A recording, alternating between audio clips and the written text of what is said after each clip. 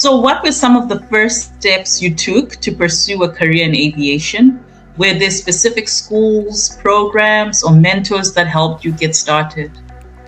Yes, they definitely were. What is very less known about my journey, particularly, I mean, myself and you have spoken about this ad nauseum. We have conversations about my aviation journey every now and again. What is very less known about me is that when I was in high school, the first place I started to apply was the Air Force.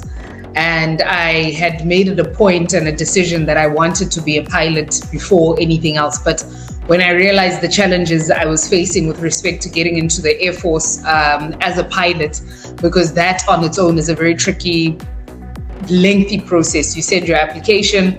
Normally what they do is once a year they advertise in a newspaper.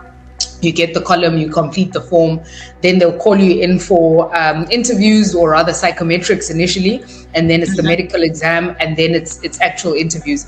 Now, fortunately for me, in that year, it was 2008, it was my matric year, I was fortunate enough to be called into an interview with the military, the Air Force. And on that day, they did all the interviews at once. So in the morning, you'd arrive around 7 in the morning, you did your physical exam, then we did psychometrics, and then eventually there was the one-on-one interview, the panel interview with some former military pilots, as well as current military pilots and human resources.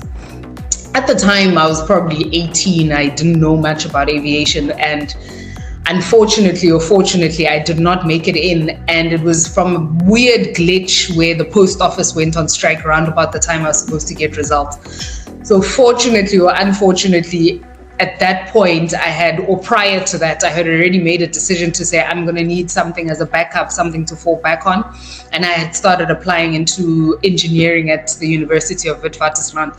So when I did not get feedback from the Air Force, I realized I'm going to have to find something else to do in the meantime, because finances were not something that was easily accessible. As I mentioned earlier, I can't say that I'm from a well-off background where we had the money lying around to take me through flight school. So for the beginning of it all, which was the real crux of the commencement or the commencement of the journey, was 2008 when I applied to the South African Air Force.